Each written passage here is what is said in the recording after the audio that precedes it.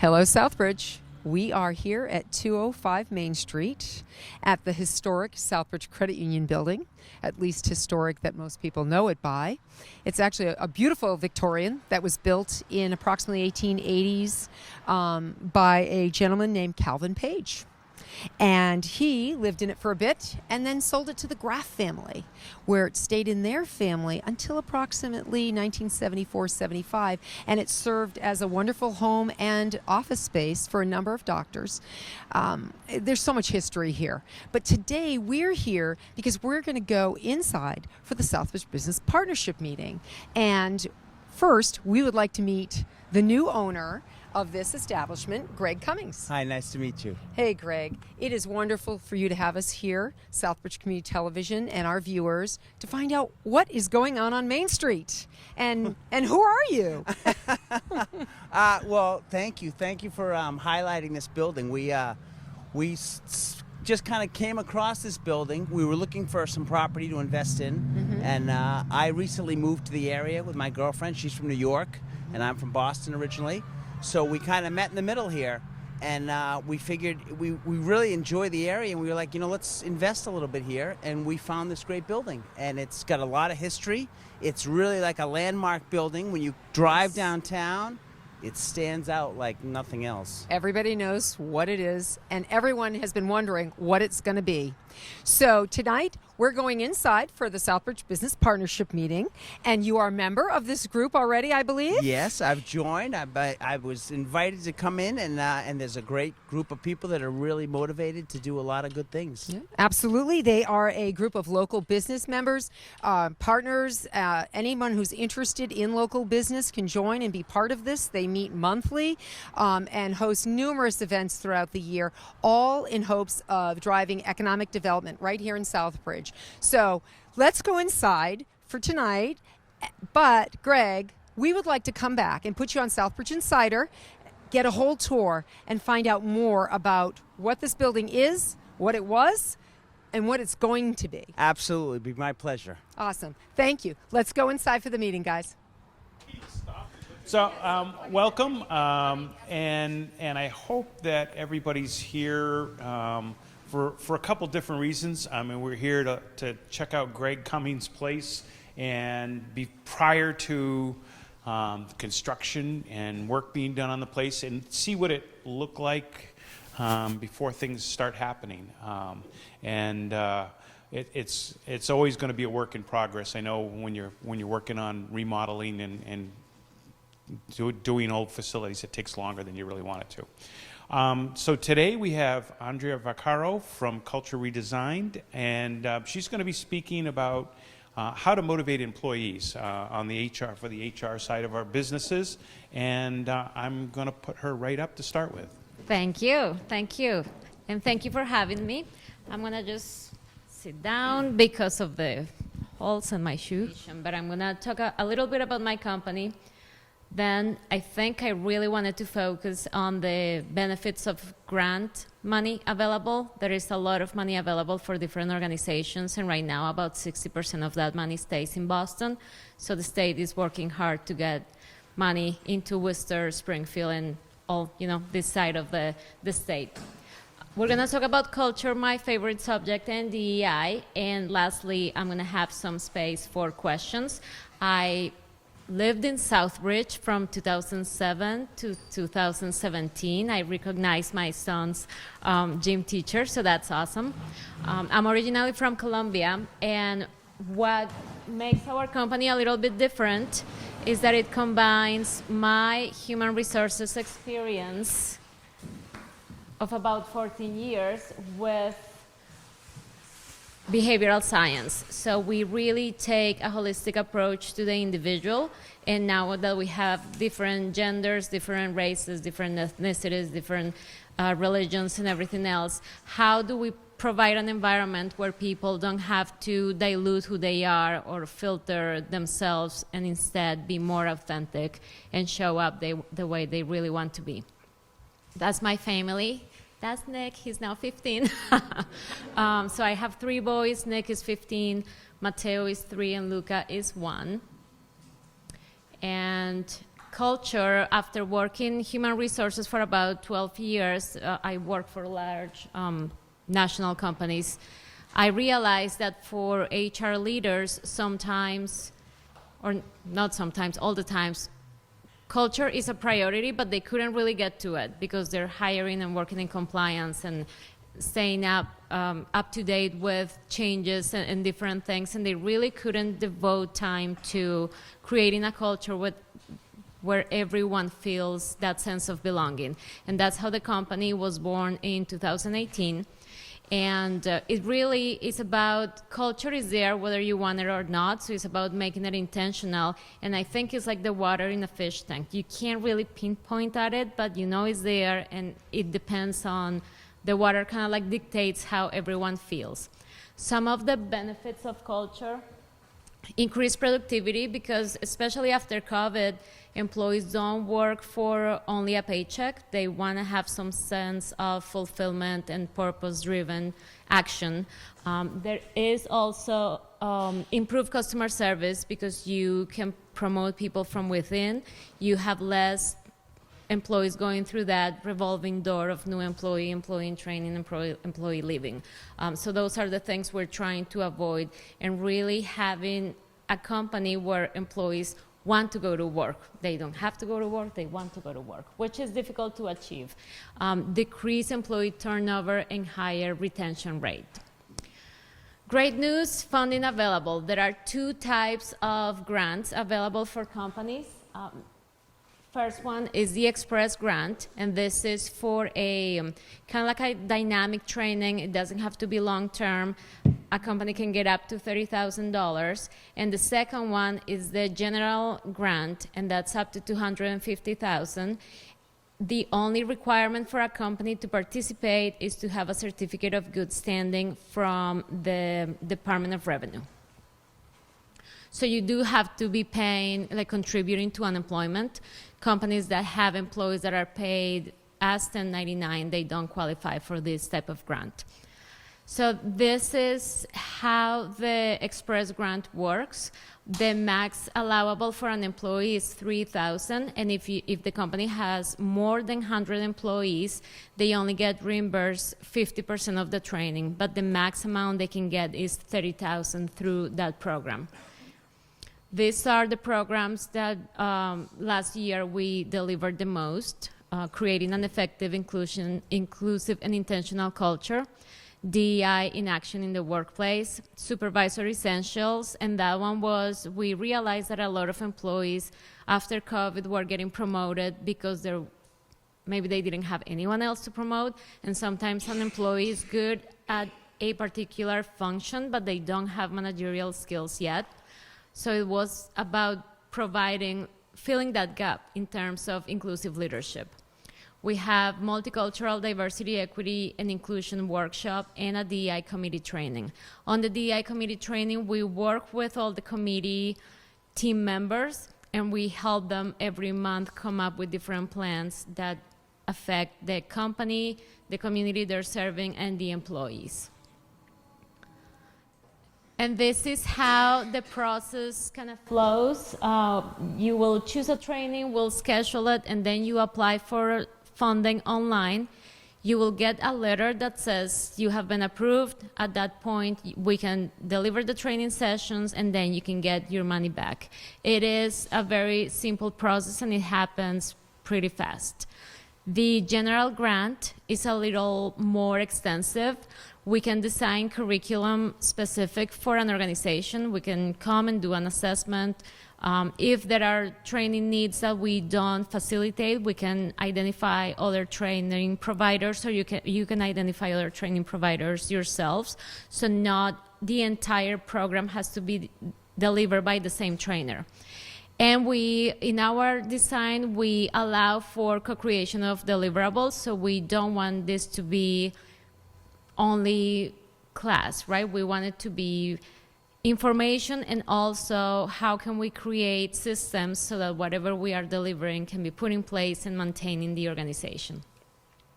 The cost that is supported for the company is up to $250,000.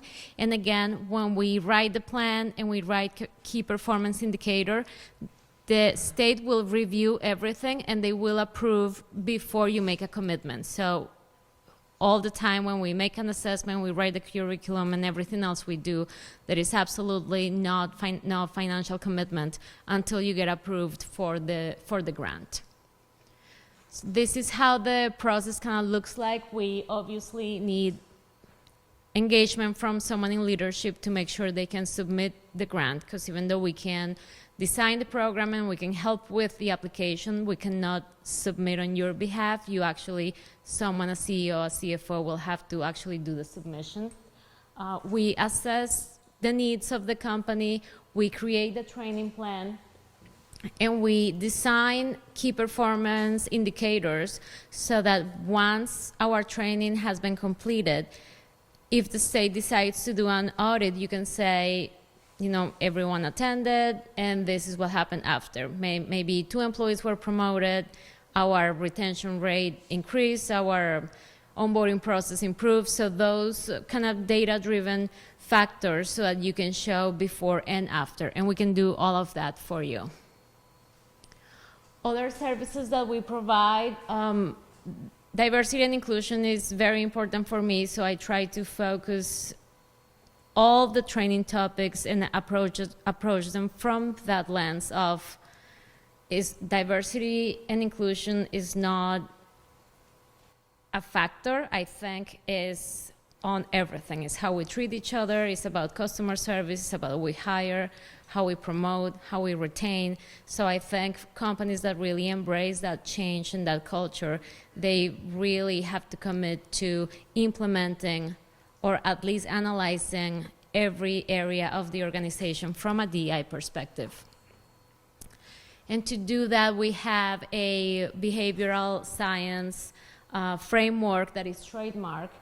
So we start with self-awareness, the things we know we're good at, self-management. Then we have relationship management and social awareness. And the idea is, because we are all very different, is not about helping someone become more like I am. It's about helping each person become their best version of themselves. I hope that makes sense. And there are some information about the programs and also some information about the software we use for behavioral science, which is the predictive index. And what it does is a 6-minute assessment that will help you identify kind of like the behavioral drives of all your employees. And then we can kind of like put a behavioral map for you, and you can see where everyone falls and what areas of caution they have, what strengths they have, and how to help them get to the next level. And if you have any questions, let me know. And thank you again for having me.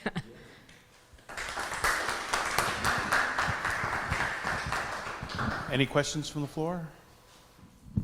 Hi, when you were talking about those grants and you were like, we'll help you like get the grant process, like who's, obviously it's a Massachusetts grant, but like through which Is like the department? Workforce Training Fund is Commonwealth Corporation.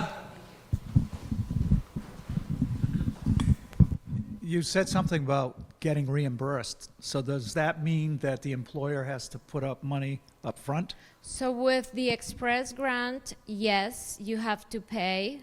And then once the money has been clear in the trainer's account, they'll give you the money back. But before you pay, you get a letter that says, from the state that says, as soon as you pay, we will pay you back. So there is no, oh, I pay and I'm not going to get the money back. The general grant is a little bit different because you have a contract with the state. And the way they do that reimbursement is in thirds. So you have to, because it usually takes up to 2 years to train everyone in a company. So they're not going to give you $250,000 at once. They want to make sure everything is moving forward. So they usually have a project manager kind of like working with you from the state and making sure if a trainer closes and is out of business, they'll help you find another one. So it is, I think the fact that they're really trying to get money out there, they have a lot of resources of people trying to facilitate that for employers. Another question, do you work with groups of employees, or somehow? Yes, we I can't have. see doing a whole company, at least not in our case. So we have done consortiums. One employer has to be the lead, but we can have, let's say, a group of 5 companies that want to apply for a training because they're small companies. So they allowed for that. Why does the state benefit from that? So that money is actually your money. So companies contribute to unemployment Yeah. taxes, and the state has part of that money is supposed to be for reinvesting in employers. So that money is available for companies. A lot of companies just don't know is there. So they have from years and years that they have money available. Oh, is it so? It's not because the state doesn't really benefit from it. Obviously, employers benefit from it, but the state has that money available because it's something they offer as a service. So the state has the money available because employers have contributed for unemployment, and after paying unemployment, there is still money left. And the other way they see a benefit is that ideally more people will be retained at their jobs, so there will be less people claiming unemployment. Ah, okay. So the benefit is that less people will file for unemployment. Right. Got it. Okay. I was just trying to. I was just trying to figure out what is the benefit Yes. for the government to be, trying to do that. Okay. Thank you.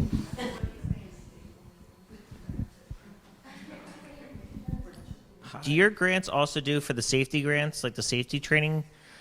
So we Mass- can do some training. Like the OSHA 10, right? OSHA is one that we cannot do. We can do like Work safety environment, work right? safety we can do, but the Okay. OSHA certification, they consider that cost of doing business, so they don't allow for anything OSHA related. Okay. The work safety ones, is it specific for certain industries, or do you work with like construction as well and stuff? We do a lot of work with construction companies, but I'm not the person doing that, but we do have a division that specializes in that. I don't know what type of training you will be looking for, but there is an extensive catalog of offerings. Perfect. For that, yeah. Thank you. I think for construction, there are a lot of grants too for if you have like a diverse group of contractors. I think that a lot of our clients are asking for that. Okay. Thanks. I have a question for you. Yes. So, of the KPIs that you track for your clients, is there one in particular where you have seen the most movement or success from your programs? Yes. It's maybe not the most significant for the client. I think they tend to get attached to turnover, but in my personal opinion, I think employee engagement, I've seen that improve year over year in companies that are working in their culture. Okay, thank you. Could you give an example of how you accomplish the employee engagement? Yes, so I'll give you an example with a client that was challenging to me because I don't have a financial background, and it's a large bank in Boston. We train about 400 employees, and when we did their training assessment, the feeling that they had was that, especially tellers, they felt like they were there just like another number, like they didn't have, like nobody knew their name, nobody knew anything about it.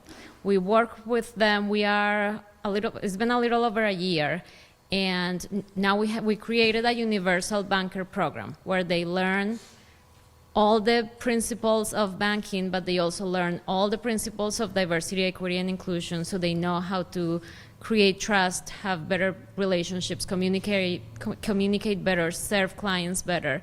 And their employee engagement when we first did the survey was about 52 over 100.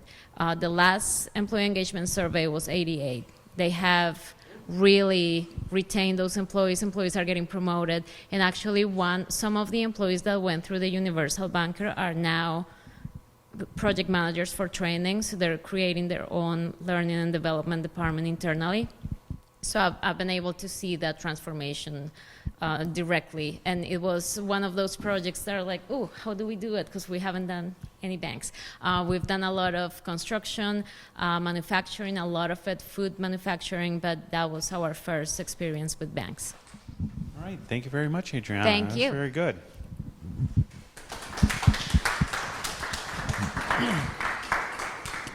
Now, at this point, I'm going to ask Greg Cummings to come up and talk about this wonderful project that he's got in front of him here and kind of give us some of his thoughts of where he's going with it.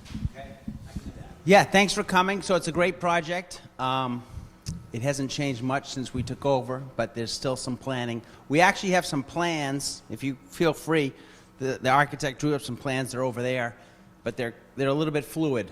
But in a nutshell, what we're hoping to do is to create some kind of public space here with a food establishment in this area here, this being the main entrance. And then there's so many, I don't know if you feel free to walk around. You guys the building's open if you want to meander afterwards. But we want to do residential upstairs. So we're probably going to do, the plan is to do 5 units. So 2 on the second floor, divided up left and right, and 2 on the third floor, divided up left and right, and actually in a 5th unit on the second floor in the back corner. And then this, like I said, maybe some kind of food establishment here, kitchen, drive-through if we can keep it and take advantage of that. And this area would probably be, we're trying to think of this as a entranceway here, and if we keep some kind of offices or shared workspace on this part of the building, there's already offices now, but we may open those up. But this would be maybe a central office here, so if the cafe was closed, people could access their office. If we're deciding whether to do like a WeWorks type situation, where you'd have like shared space, or we could do private offices. Or we could, I've been approached for other ideas, maybe something, using this whole space to highlight something like another local museum or something like that, which would be kind of nice. There's so much history in this town, and this building and also this town, both. So for those that don't know, this house was built by Calvin DeWitt Page. He was a U.S. representative. He also owned the Central Cotton Mill, and he was also president, I believe, of Edwards Company and Southbridge Savings Bank. So he definitely had his finger in many jars. But yeah, we're excited. Like I said, it's a little bit fluid now, but hopefully when we get rolling, it will move quicker. But yeah, that's it. Any questions? Or not if, but when we do some food, we'd really, also something, outdoor space if we could, Someplace where people in the town can come, hang out, open their laptops, do work, come and go, enjoy, just a place to maybe create a center where people get this traffic, the foot traffic going, because it's going to be a great downtown. I mean, everyone has great plans. I know it's just on the cusp of taking off. So we might not be the first, but we'll definitely be in the mix. So when do you forecast completion? Oh, I'm so glad you asked. You got a second one? Yeah. It'll be a slow start, but as quickly as we can. Yeah. We're still, like I said, we don't, we're kind of in the air because we have some idea of what we want to do here, and we're happy to build it out, but depending on, whether we have, whether it's a bakery or a deli or, how we set it up, that's going to determine where everything goes and how maybe an operator wants to set it up. So if we find the right person, great. If not, we do it ourselves. And I failed to introduce my business partner who was here earlier, who was kind enough to bring this food. He's a restaurateur and has many, many years of experience running successful restaurants in Boston, Cambridge, in the Berkshires. So he definitely can execute.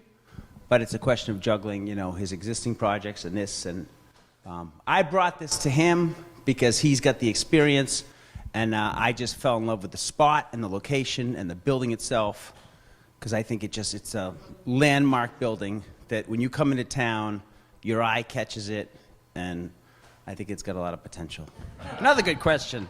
So I was in the restaurant business for about 10 years, about 30 years ago.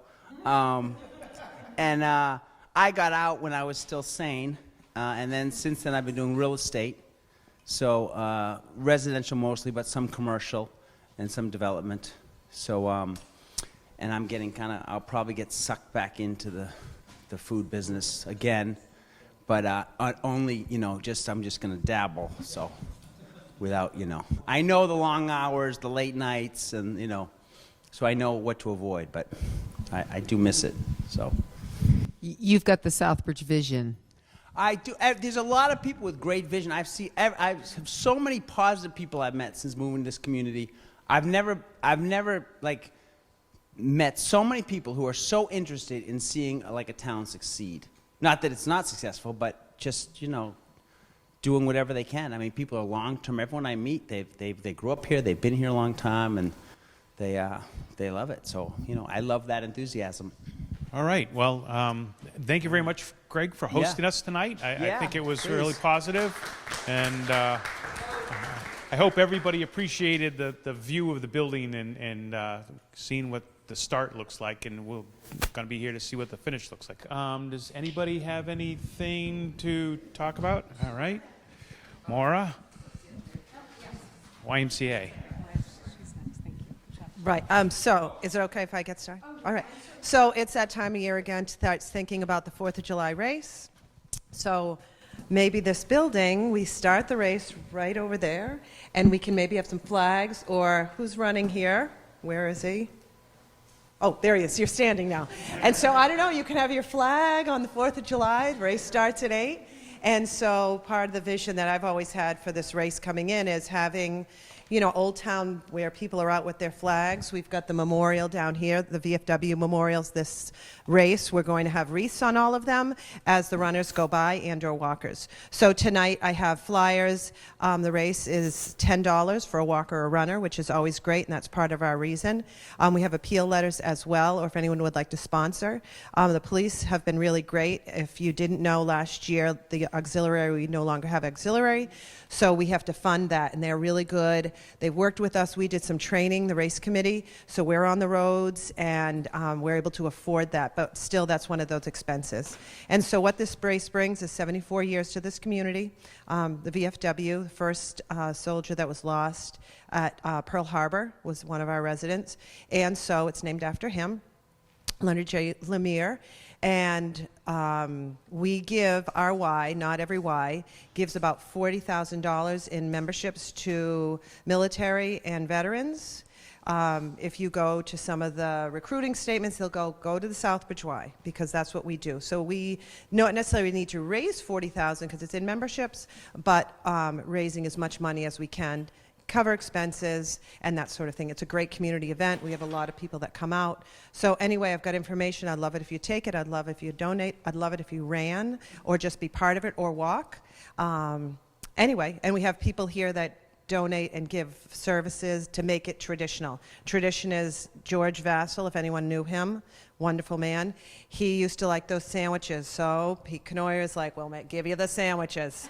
And so, but it's like, and who has these finger sandwiches? But that's one of those signature sort of pieces of the race. So anyway, it's a great race, and we usually have, someone asked me earlier, 25, about 125 to 175 in the last few years. And that's who turn up. We may get more that register, and we now do virtual, so you can donate and run at home or run where you are, because it is 4th of July, so a lot of times people are away. So anyway, that's my bit on the 4th of July race. Get involved some way or another, and we'd love to have you. Thank you. All right. Thank you very much, Maura. Peg? And does everybody know the Y director? Kathleen Russell, right? It's a good opportunity to introduce her to the community. How long have you been here now? It'll be a year in July. All right, yay. I just wanted to quickly remind everybody we have the Central Street parking lot concerts. They're new as of 2 years ago, and they happen between May and June, every Friday, Saturday, maybe not every, but most Friday, Saturdays. You can find out about them on Civil Space. You go to Southbridge Civil Space, and you can see some of our projects there. It'll list out the concerts. The purpose is, trying to get the momentum into the downtown. So I was looking around for Greg, but he's right here. Yes, so similar to what Greg's trying to do here, we're trying to bring people into the downtown to activate that space. Try to envision yourselves spending time in the downtown. Right now, we don't really have that. We don't have any draws. Fidel's, what was Fidel's, is now going to be a new restaurant opening very soon, hopefully, Johnny, right? Fingers crossed. It was supposed to have been already happening and taking advantage of the concerts, but they're in a delay right now, so we're hoping that in the next month we'll see that business open. We're putting up a new mural on that building also, so we're really trying to spruce up the downtown, draw some attraction to the downtown, and help people appreciate the pedestrian plaza. And so even if you're not living in Southbridge, right, those of us who don't live in Southbridge, you should still come out and enjoy it. Not necessarily you, right?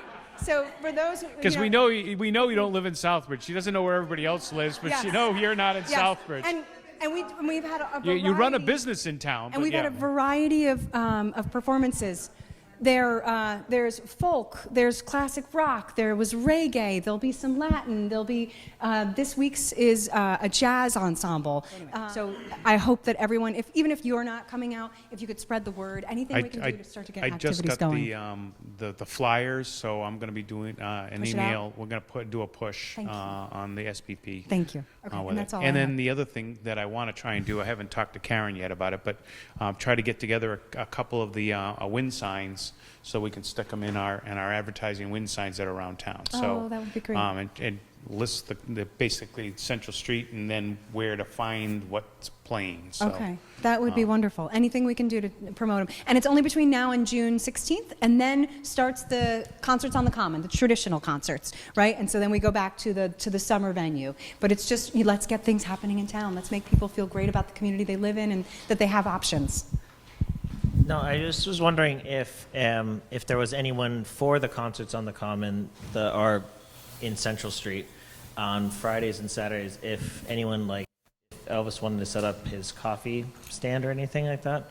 There's just no food out there right now, and it can't be a part of it, but it can be, right? They can set up on their own separately. They have to apply for a one-day food permit. Yeah, exactly. Yeah. And it would be well worth it. No. But it would be really cool to start getting some traffic out there. It looks like a really cool event. It's been multiple times there. It's a lovely concrete structure that we have out there. We have new benches, and it's just, meeting your everyday community members. So I'm Jerry Maldonado from Quincy Community College, for those who don't know me. So this August, I'm actually offering a nice program. It's called Bridges to College. And what it is it's for individuals who've been out of college for a little while. So if you're over 20 years old and you're thinking about going back to school, what I'm offering is English and math. It's a refresher of English and math, Tuesdays, Wednesdays, and Thursdays from 9:30 to 2, and we even buy you lunch. And in the morning, you'll have English for 2 hours. In the afternoon, you'll have math for 2 hours. And a completely free, it's grant funded. And we're looking for about 15 to 20 people to sign up to run the program. We ran it last summer, and it was very successful, and we'd like to do it again this summer. And the idea is to get people to start school again, not just for their own. Yes. So the idea is if you've been out of school for a while, we want you to start in September with English 101 and Math 101. So this is more like the 90 level classes. So basically, it's a refresher. You've been out of school for a while, you're afraid to go back to school, you're not quite sure what your English level or math level is, but this will help you basically get up there, get up to 101. Rather than spend an entire semester taking the 90 level classes that don't count towards your degree. So that's what this does. All right. Excuse me? This would be good to promote to employees. Yes, this would be very good to promote to your employees or anybody else in the community. Yeah. So what I can do is, Bob, I can send you a flyer, and then if you don't mind sending it out to the rest of the membership, I can do that. No, we're looking for 15 to 20 people to be the students. Yes, yeah. And you're at the new high school? Yep, I'm inside the new high school, Southbridge High School. So and this starts August 1st. But they're not accredited classes in the sense that if you were finishing high school, you could take this class and get your college credits towards. Yeah, so this is not college credit classes, no. I mean, you do get college credit in a sense that it is a college class, but they don't count towards a degree. Anything 90 level does not count towards a degree. So, and that's basically what we're trying to do, is we're trying to avoid people taking their financial aid and taking an entire semester to take these two 90 level classes, and then in their second semester take the 101s. So if you do it now, that's basically the point of this. Do it now so that you can start 101 in September. So on a regular basis, Monday, Tuesday, and Wednesdays, I actually have 3 women that work in Southbridge all day long, and they do admissions, financial aid, and advising. So they would. Yep. Just if they might not know where to go. Yep. And I'm there. So, and I can always point them in the right direction. How many weeks is this? It's going to be the entire month of August. So 3 days a week, the entire month of August. Tuesday, Wednesday, and Thursday from 9:30 to 2.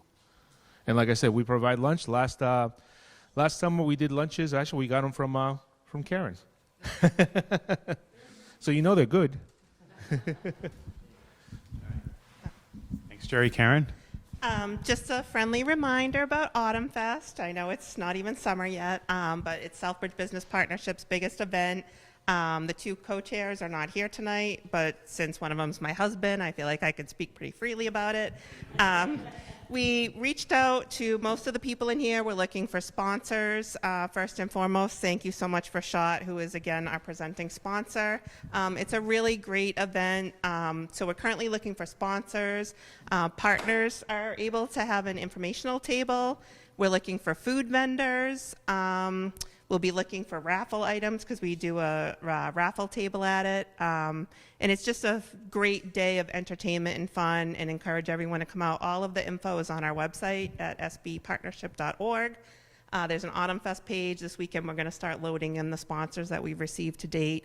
And you'll start to see marketing. I know it's September. It's 3rd Saturday in September, but it's never too early to start getting the word out. So thank you in advance for any help. And we're also having regular meetings with a small but mighty volunteer committee. We're always welcoming new people to join us and bring ideas and help us, in the planning, and also help us the day of. So We were definitely looking Takes a for village. volunteers the day of. It's to start and to end. So, hi, I think everybody here knows me. Alex McNitt, I'm the Executive Director for the Chamber of Central Mass South.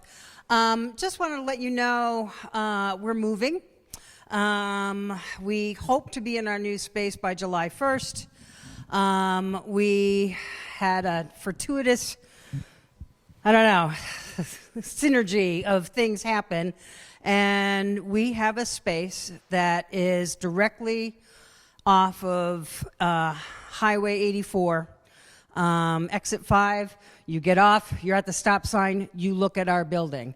And the space is just large enough so that we can fit all of our regular office stuff, but also reopen a visitor information center for the region. So we're super excited about that.